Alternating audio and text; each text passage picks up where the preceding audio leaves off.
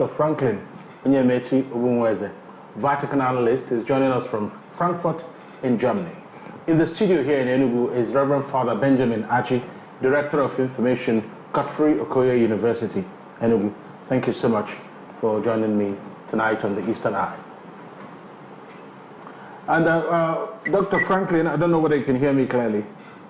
Yes, I can. I don't know whether you guys can hear me. I can hear you loud and clear. Yeah. And the first question will be, was the emergence of Cardinal Robert Francis Previs as the Pope, was it any surprise for you? Or was it something you suspected could happen? Well, it was, thank you, Alex. It was actually a surprise for not only myself, but for every watcher out there. Because I was hoping that Cardinal Parolin was going to be elected. Previs was not even among the papabilia that was thrown around by bookmakers. So it was quite a surprise. The church has always had this knack for surprising people. And that shows you that it's another form of politics, quite different from what we see in other political dispensations. So I was quite surprised, yes. Apparently you wanted someone from Europe, isn't it? Well, I wouldn't say that. You were expecting a European Pope? No, I wouldn't say that. A Pope can come from anywhere because the church is a universal church. So a Pope could be elected from anywhere. We saw that the Argentine Pope.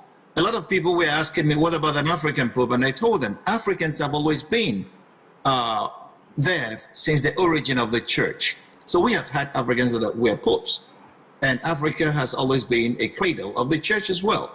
So the Pope can come from anywhere. So it was quite a surprise that Previs was elected. But the cardinals seems to have had something up their sleeve that none among the people that were front runners was elected Pope this time. So it was quite a surprise for everybody. When he was announced, I couldn't even get the name. I never even imagined that he was in the conclave. I have heard about him before while he was a bishop, but as a cardinal, I lost touch with everything about him. So it was a huge, huge surprise, not only for me, but for a lot of people around the world. All right. I mean, thank you so much. Father Benjamin Arch is in the studio here. So Pope Leo the 14th now. So nobody addresses him as Provost anymore, but for purposes of analysis. Yeah, wow. Yes. He, from the analysis of Dr. Obumweze, he wasn't the bookmaker's favorite. So how did the cardinals settle for this current Pope? Well, thank you very much, Alex, for having me. Yes, like Dr. Obumweze said, papal elections in recent years have been springing surprises, as a matter of fact. There was a time in the past that it was taken for granted that whoever was going to emerge would be an Italian, because there was a time the Italians were having pontificates back to back. But eventually in 1978 something happened, and that jinx was broken. For the very first time in 450 years, a cardinal who was serving in faraway Krakow in Poland just came, and I heard it in one of the interviews of Pope St. John Paul II that he wasn't thinking of emerging from the conclave as the Pope. He just came to cast his vote like any other cardinal and then fly back, catch the next flight to go back to Krakow in Poland, and then only ended up finding himself, greeting the people from that window. So, and well, it continued that way. In recent years, I think the only Pope whose election was, predicted, and it came that way, was Joseph Ratzinger, because he was such a very towering figure by the time Pope John Paul II died. He was the dean, as at the time he was the dean of the College of Cardinals, and he was such a very towering figure. He was an outstanding theologian in the church. So, going into the conclave, many people actually, he was the bookmaker's favorite, like you said. So it was no surprise. But then, after his pontificate, after his resignation, another surprise came when we eventually had Pope Francis coming all the way from Buenos Aires in Argentina. So in recent years, papal elections have always given us some surprises. And, well, that's why I am not surprised that we are having yet another surprise. Let me put it that way. You know, yes, because like Dr. Ogbunweze said, I mean, Previs was the last person anybody ever thought of. You know, going into the conclave, there was Cardinal Tago from the Philippines, who people said has a life very similar to that of Francis.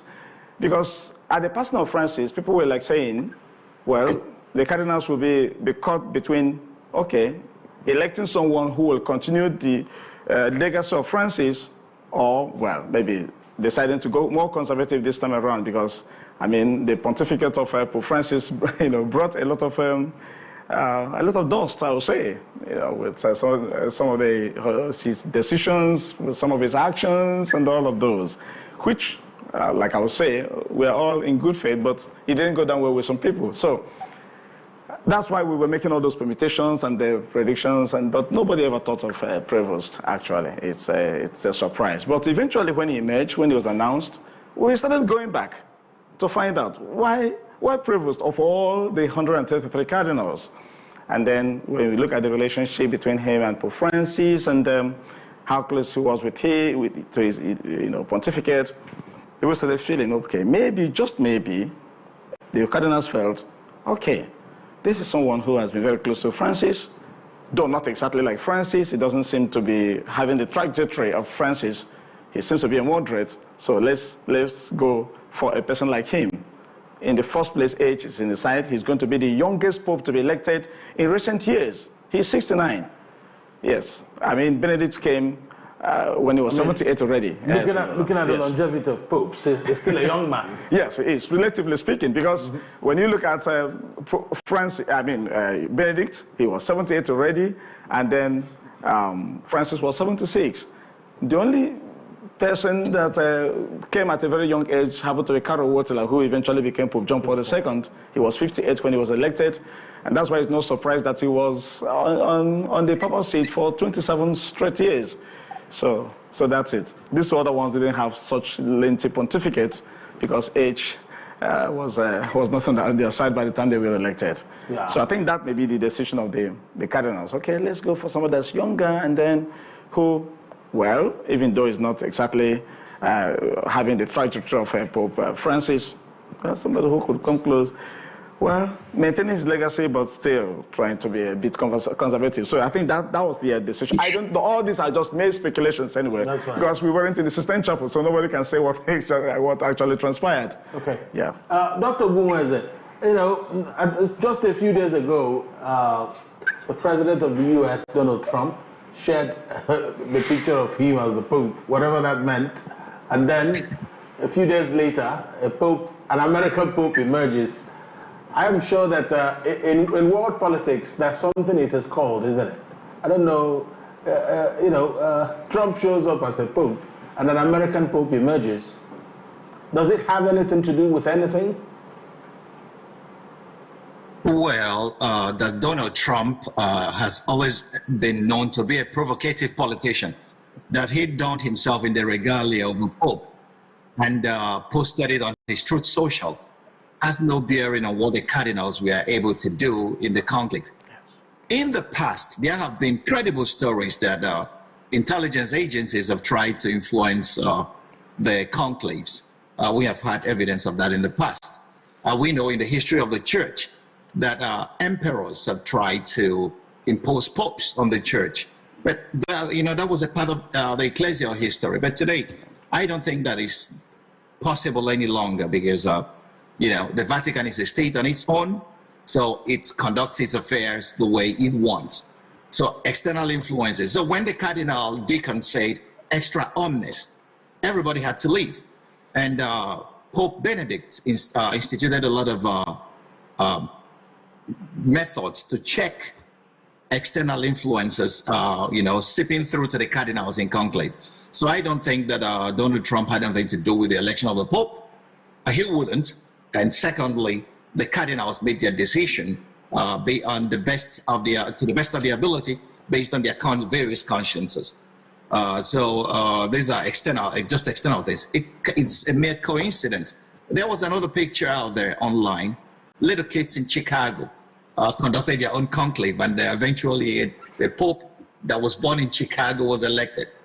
Shall we say that the children were there, they know something that we don't know? Maybe, who knows?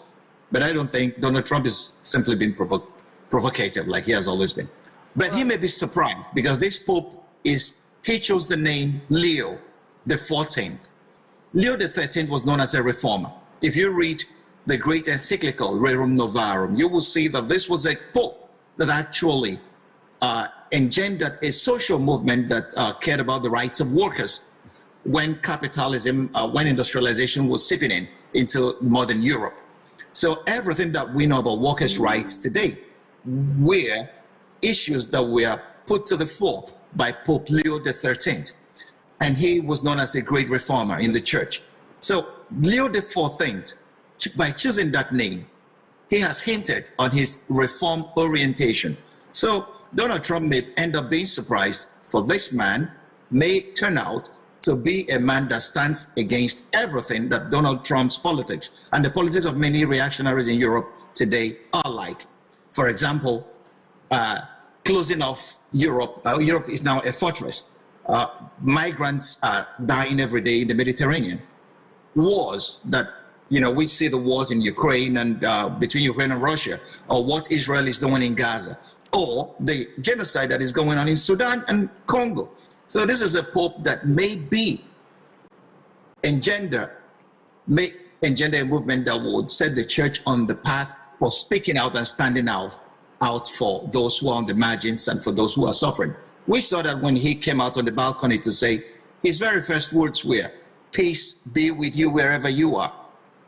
His pontificate may end up being a pontificate geared towards pursuing peace across all parties that are in conflict and being there for those who are the margins of society, just like his predecessor, Francis was. So I am all hopeful that this is going to be a new era for the church. While I was in the Catholic seminary, there is this popular word, ecclesia semper reformanda, but the church is always in the process of reforming itself. So the election of this Pope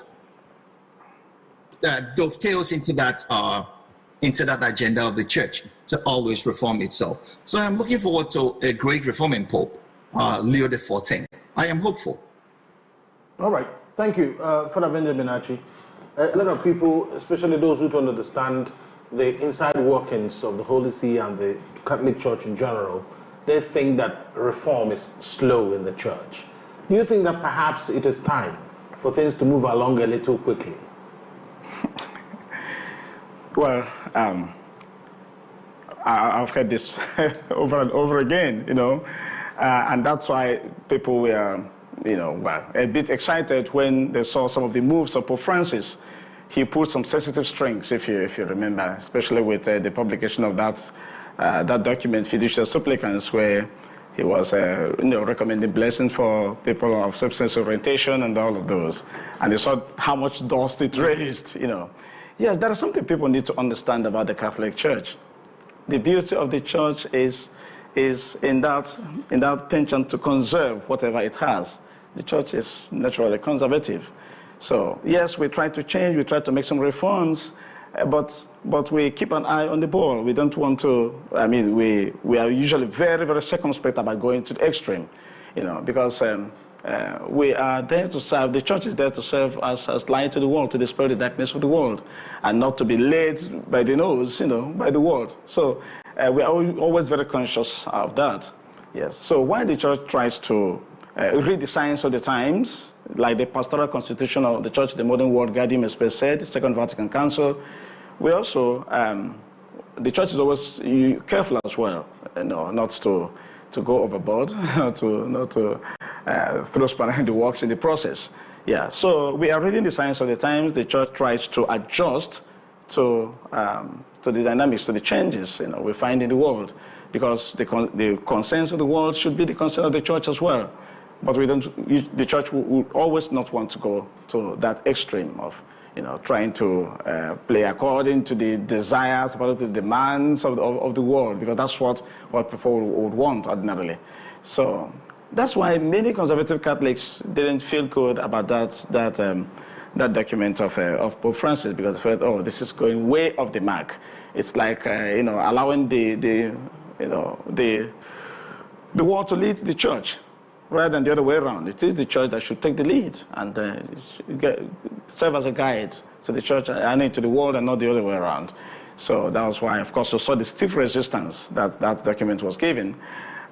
So the church is always very careful, very circumspect when it comes to that. Yes. So yes, we try to reform. Yes, we try to. The church tries to show its concern about the things going on in the world, and of course we could see that in some of the actions of the erstwhile Pope Francis.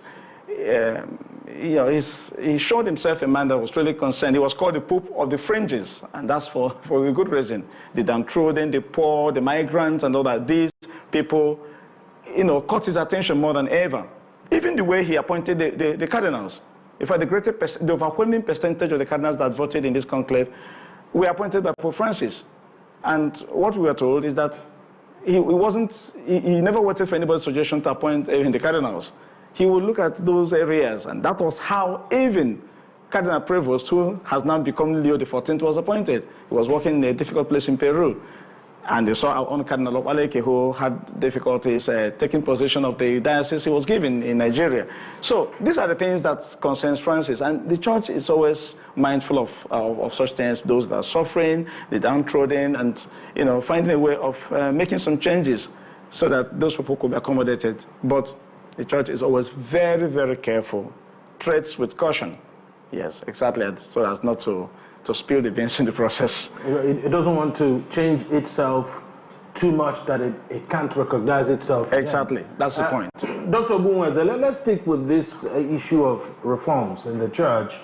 Is it based on everything happening even in Europe and elsewhere, is reform and a lot of it, is it going to be problematic for the Catholic Church, really?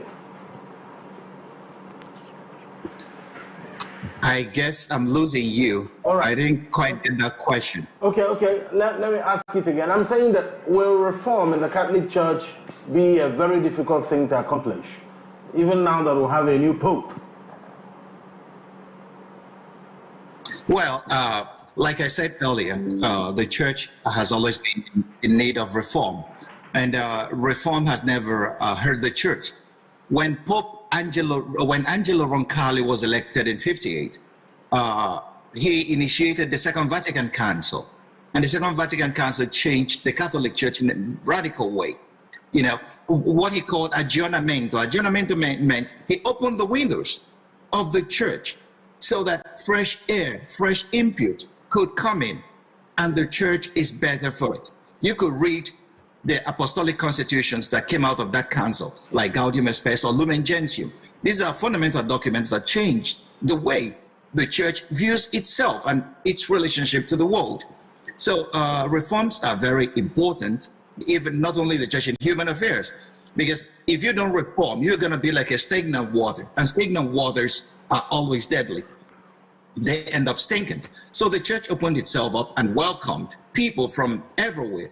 You saw Karana writing some parts of the Lumen Gentium where he said that we have anonymous Christians, those who don't know even Christ, that those, if they follow God with your heart, they may end up seeing him. Before it was extra ecclesiam nulla salus est. That means outside the church there is no salvation. But with Lumen Gentium came a reform that says we are all God's children, and everybody is called to follow Christ, even if you don't know Christ, but follow him with your conscience, that heaven may be your reward. So, and we have seen that severally in the history of the church, that Francis came and said, Christ welcomed everybody. And Francis said, I'm not going to judge people like homosexuals. I'm going to stand for the rights of migrants. I'm going to stand for the rights of the people on the fringes of society. That's a prophetic voice, calling out the men and women of today to embrace what Christ himself would have embraced. Christ was palling around with lepers, with prostitutes, with tax collectors, people who were called sinners. So Francis simply took the church back to its roots. The roots of the church is the church of the poor. And I am saying, in somebody like Pope Leo XIV, this man spent his years walking in Peru, at the fringes of the center of the church. and he is walking among the poorest of the poor. So these are shepherds that the church needs in times like this. And we need prophetic voices that will stand out and say no to war. And that's what he said when he came out of the balcony. Peace be with you wherever you are. Our world today needs peace. There are wars everywhere. There are conflicts everywhere. There is a genocide going on in a few places in the world today. We need a prophetic church that could stand and say, like Christ would say, not in my name. So that's why the reforms are necessary. And I sincerely hope that this Pope would continue the legacy of his predecessor, although he's not the successor of Francis, he's the successor of Peter. But we know the church is a church of Christ and not a church of men. So we need this prophetic voice that will stand before the powers of today, the principalities and powers, and tell them the home truths. That peace is what we need, that wars is a failure of human rationality. This is the voice we need today. That's right. So let's talk about Africa and the church, because this issue have cropped up it's reared its head. When will you see a black pope, a pope from Africa? But Dr. Boone has made the case that Africa has produced popes before, but maybe not Africa the way we know it now. So with all the cardinals of African descent that have been there, moving into the conclaves, at least we've had maybe 3 conclaves or so in recent memory, and they say, okay, maybe Cardinal, this, that, and then finally, no, it's not going to happen. So there has been a few talk about racism, and I need this to be handled. There was a video of Pope Francis, was greeting the cardinals when it got to this black cardinal. I can't quite say his name now. There was no kiss. So the interpretation given to that was he did that because the man was black. I don't know what was in his mind at that time. So can you help us put this in perspective? Is there a problem with having a pope of African descent? Well, there is no problem with that, Alex. You heard my brother Dr. Bumweze say it a moment ago. We've had, African popes, but they're from North Africa. And I was having that conversation earlier today with someone, and they said, "Oh, you said you've had African popes. You're talking about Pope Gelasius I. You're talking about Pope Victor I. These were North Africans. They are from Tunisia and all that. These people are staying very close to Spain. They're like Europeans, so you don't count them as Africans. We can only agree that we've had African pope where we have a black African being a pope. But to answer you directly, there's no problems with having a black African pope. Let me put it that way. If that is, because that has been the argument all along. When you talk about Miltiades, Victor I and Gelasius, these were Africans who have been popes. They said they came from a particular region of Africa, that's very close to Europe, and have the same color and all of those. Yes, but generally there's no problems with that. It's the cardinals who get into the conclave that decides who they want to vote for. And it's not, racism really has nothing to do with that. As a matter of fact, it has nothing to do with that. What the cardinals do, you notice that prior to the conclave, just a few days, immediately Pope Francis was buried, the cardinals, of course, all flew into Rome, both the cardinal electors and even those that are retired that are no longer eligible to get into the conclave. And they sat together in series of meetings, having some conversations and all that. What were they discussing? They were just talking with each other, having some conversations about, okay, now the Holy Father is dead and he has to get a replacement. What do we need? What does the church need now?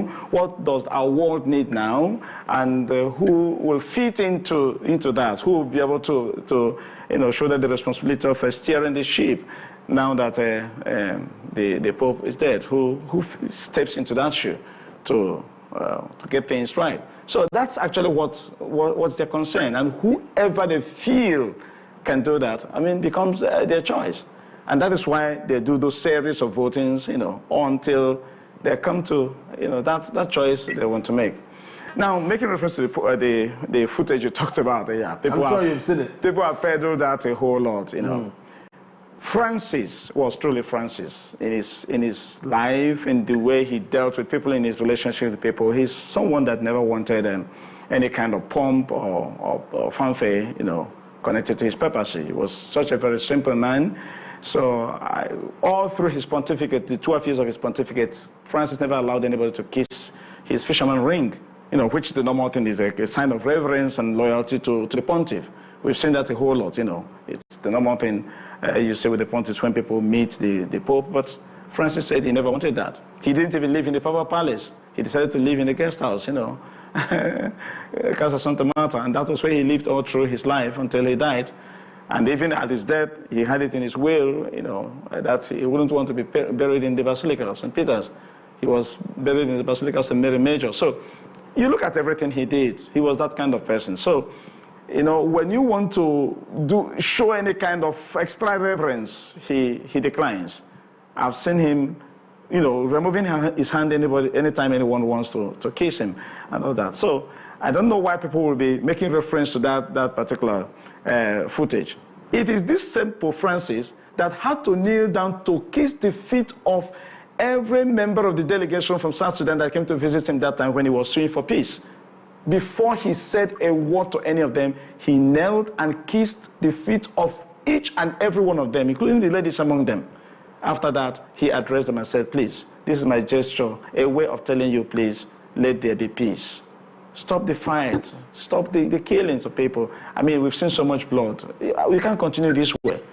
It gave goosebumps. A centurion was down my spine when I was watching that. So, and these were blacks. People who are even more black than we are, you know, here. Of course, you know, East Africans are even much more black than people from other parts of Africa. So that was Pope Francis. So I think in that particular, at that particular instance, I mean, it was like the cardinal wanted to greet me in a certain way, and he wouldn't want that kind of reverence. Francis said, I am simply a Christian like every one of you. Please see me as one. Don't try to push it. So that was it. That's all about it. All right, great. Dr. Ogunweze, the wait for an African Pope, properly so-called, you know, when people from here say they want an African Pope, you know what they are referring to. How long will they have to wait to get an African Pope? Well, I'm not a priest. I am not a bishop. I am not a cardinal. So I don't belong to the echelons of those who make these decisions. But the point lies in the other people. You know, in the world of today, outrage sells. People are outraged about the list of things that are not even important. The color of the Pope doesn't matter to me. Where the Pope comes from doesn't matter to me. What matters to me is the content of his character. Where he is leading the church. Is he able to be the prophet who speaks truth to the principalities and powers that are wrecking our world today? That's what I want in a Pope. Wherever he comes from doesn't matter at all. And it shouldn't matter to any rational person. Okay? So the church has its way of choosing its leaders. If a black man is chosen, good. If a white man is chosen, we are all human beings. And the church preaches that we are all sons and daughters of one God. So why should we start discriminating on the colors of our skin? So when a white man says that black men should not be pope, we call him a racist. But when a black man fights, I want to be pope because I am black, we say that is our right. I don't see it that way. I don't see it that way at all. All right, so staying with you on this, how much do you think that this new Pope will weigh into all the issues around the globe right now? He is stepping into the papacy at a time Russia and Ukraine are still locked in their war, even though there seems to be some kind of quiet and silence there. Wished everyone peace, and then greeted his poor diocese in Peru in pure Spanish, and he didn't speak any English at all. So that should be instructive, that whether he's not a nativist, he is not recoiling into that atavistic tendency that politicians of today, like Donald Trump, are recoiling into. So, and it's a lesson for all of us that where you come from is simply a privilege. It's not something to be proud of because you never made a choice to come from that place. But what you do from where you are standing is what should be important. And that's a great lesson that I think that this Pope taught us with his very few words and appearance on the balcony on that day. Reverend Father Archie, with the appearance, somebody will also be thinking, wow, they expected the Pope to speak English. Just the way Dr. Umueze pointed out, he spoke Spanish and Italian. Yes. Would this be the first time, maybe in recent memory, I think the last few popes spoke English when they came out, isn't it? Or they always speak Latin, or they speak Italian, whatever language they're comfortable with, but they always speak English. Well, I don't think so. If you're watching, yes, no, I don't think that's right. Each of the popes elected will always greet the people in Italian, traditional Italian language. That's the very first thing you hear, Before he will even go to other languages. If you notice, that was what Leo XIV did. When Francis was elected, it was the same case. So, Italian comes first. Well, maybe because they're in Italy, of course, and the majority of the people, the greater percentage of the people waiting at the St. Peter's Square there to see the Pope are, Italians. So he will always speak, first of all, in Italian before he goes to any other language he might choose. The popes are usually polyglots, ordinarily. There's really nothing wrong about the languages. There's really nothing about the languages. But I think just like Dr. Obumweze said, I think Leo XIV was quite deliberate in his, he decided to leave off English language and decided to just stick to Italian and Spanish. But there is really nothing about it. The Pope decides which language he uses to greet with the people. But I know, I will still remember the Italian normally comes first, in the choice of the language they will deploy when they want to greet the people after the election. Right. Yes. Dr. Umueze, what does the succession in the Catholic Church teach the rest of the world? Are there lessons to be drawn from how seamless the succession of popes emerge in the Catholic Church? Well, yeah, there are a lot of great lessons to be learned. Let's start from Nigeria. Now, this is not a place where you steal elections and you tell people to go to court if they don't like the way you stole the elections. So we saw, that's a lesson for Nigerians. Nigerian politicians should learn how not to steal elections, should learn how to let the will of the majority take precedence. That's for all those rogues misgoverning many African countries today. This is a great lesson for all of us. And for the world politicians, it's equally a lesson. We saw the dignity and the secrecy that followed the ballot. And at the end of the day, one person emerged, and the whole cardinals closed ranks, and they swore allegiance to him as the Holy Father. So that should be the case. After the politics, we should all close ranks and work together for one common purpose of making our societies better than we found them. So that's a lesson that everybody should borrow a leaf from, not only politicians, in our various vistas and sectors of life. This is a lesson that we should learn. The Catholic Church has 2,000 years experience, granted, but it keeps on being what it is, a mother and a teacher. That's what it calls itself.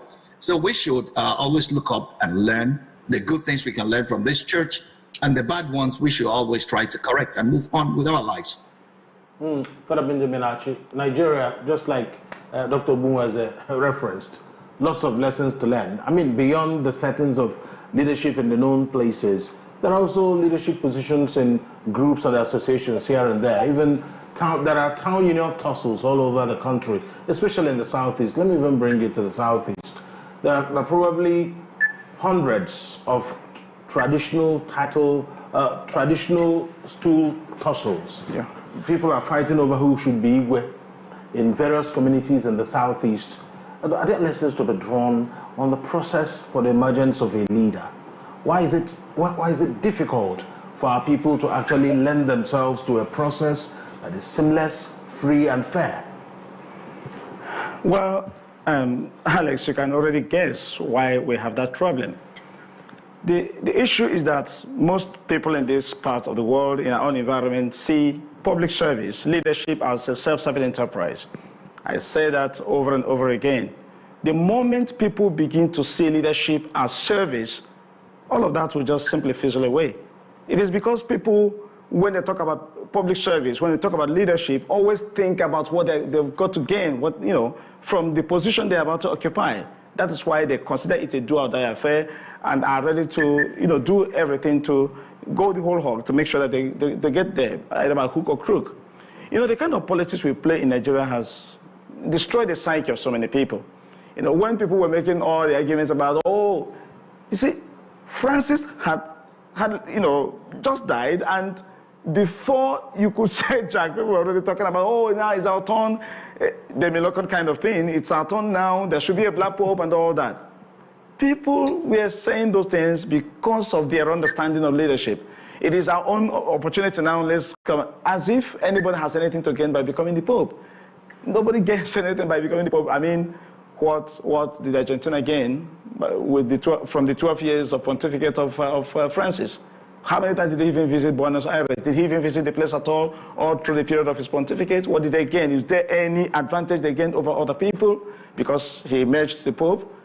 Did the Germans gain anything extra because Joseph Ratzinger became Pope Benedict XVI for the time he was on seat before he decided to throw in the towel and give, So, but, it's just because of the way we think about leadership.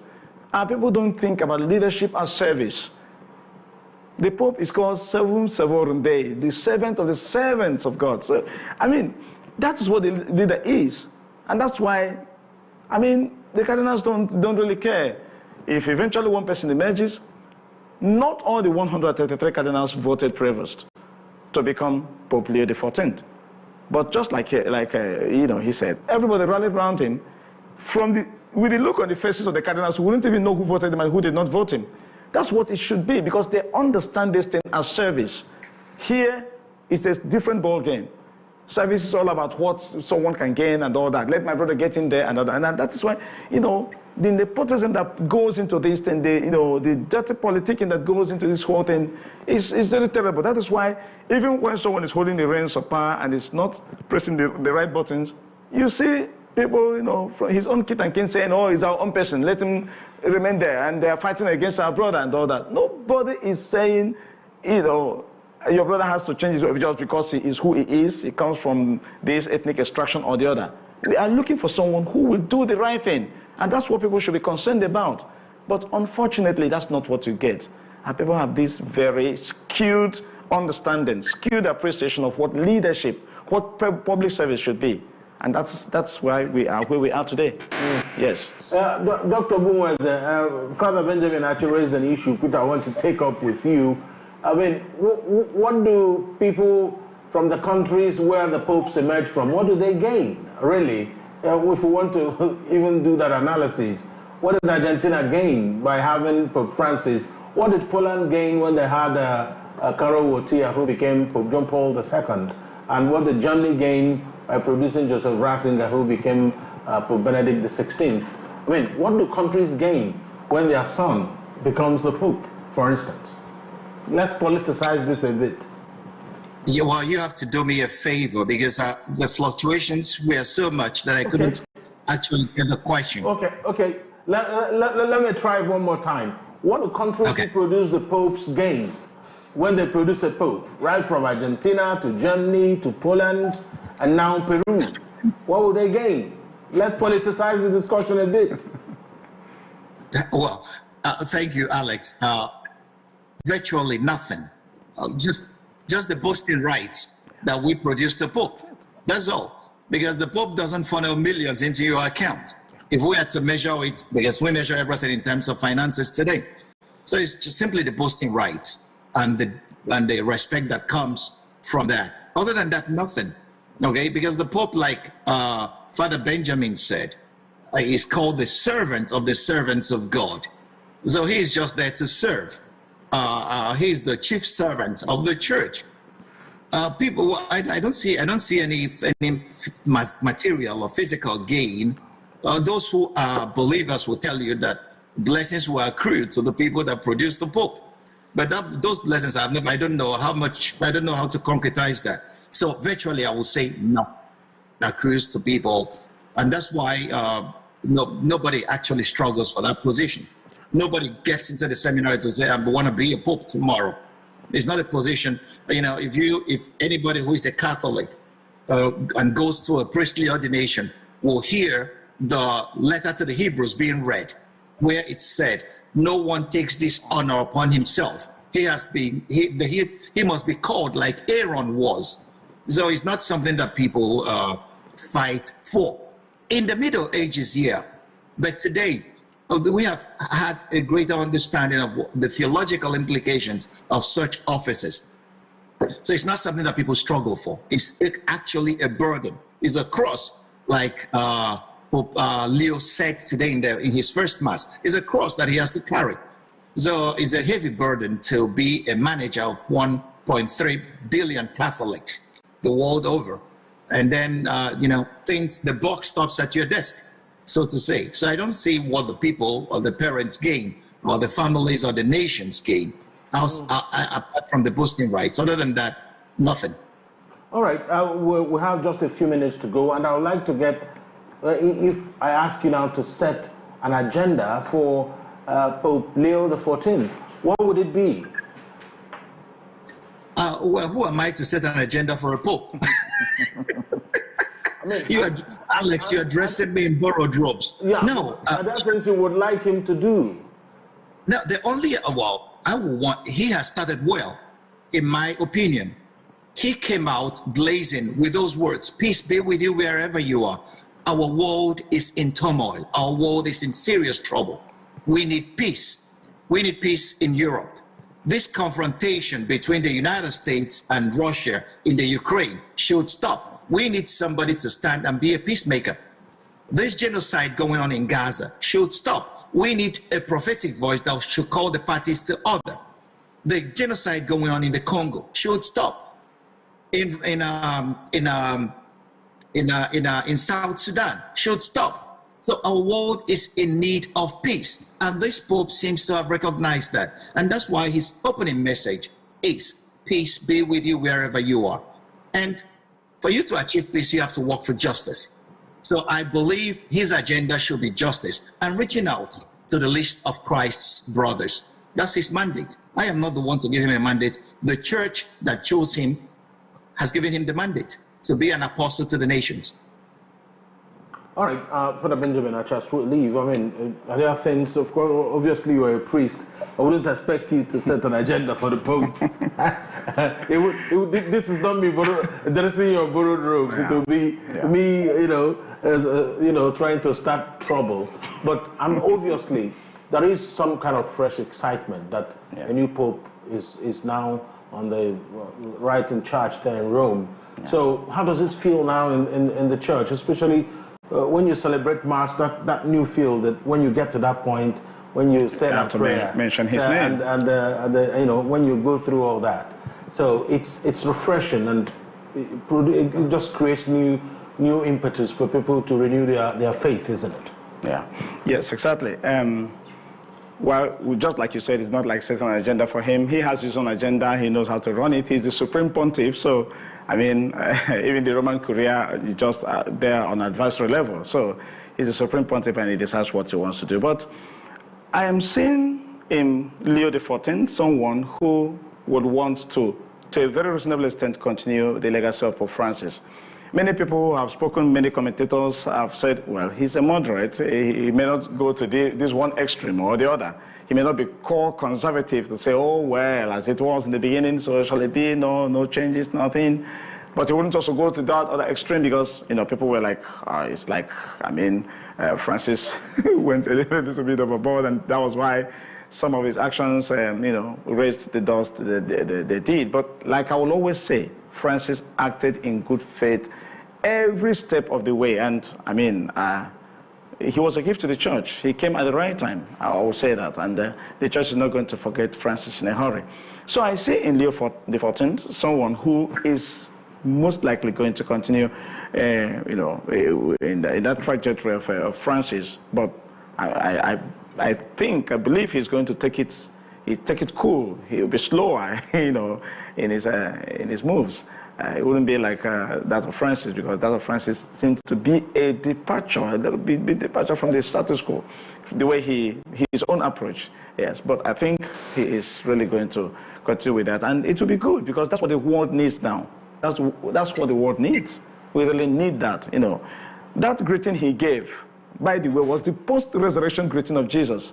For the whole time he appeared before the apostles, he always said, Pax vobiscum, peace be with you. That was his first, before anything else. The first time, the first appearance of his after resurrection, the second appearance, all the time, even when he came to clear the doubt of Thomas, it was always that greeting. So that's what the world needs. The Pope is the vicar of Christ on earth, and we want to be seeing Christ in him, in his moves and all that. And I think Leo XIV, from the way he has started, promises to do that. That would be a good place to leave it. Many thanks to you, Reverend Father Benjamin Archie, Director of Communications, Godfrey Okoye University here in Enugu, and to you in Frankfurt, Germany, Dr. Franklin Onyemechi Obumweze. Thank you so much for your analysis tonight on the Eastern Eye. Thank you, as always. Vatican Analysis. It's been a pleasure. Thank you. That's the Eastern Eye for tonight. Do well to join us on Monday for fresh episodes of the program. My name is Alex Owodo. Good night.